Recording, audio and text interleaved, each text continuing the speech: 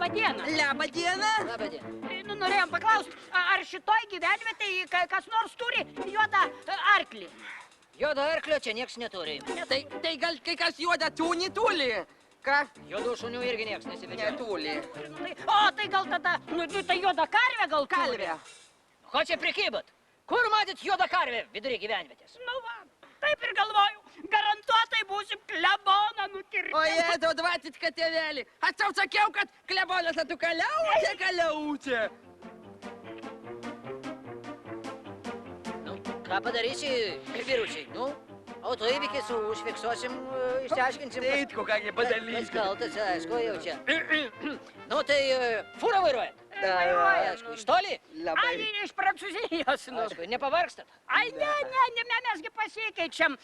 Kai jis vairuoja, aš ilsiuosi. O paskui tai atvirkščiai. Aš ilsiuosi, jis vairuoja. Tikėtėlį vairuoju. Nu, tai jeigu iš Prancūzijos, tai gal įspūdžių kokių turit? Na, tai viešnami buvom. Tylėk dėlniau.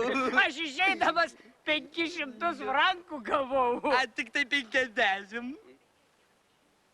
A tai ko taip įdomiai? Nu, tai mane rodė jų televizija.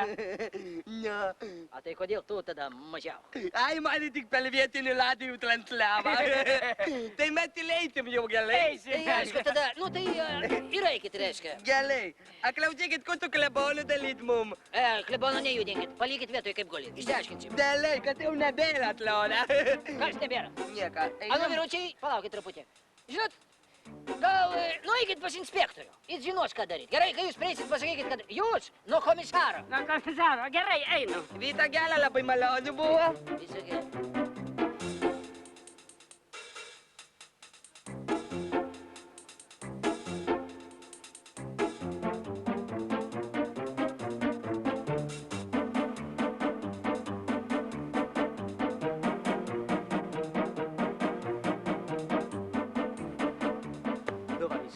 Šitą, žiūrėk, nepersistent. O ką?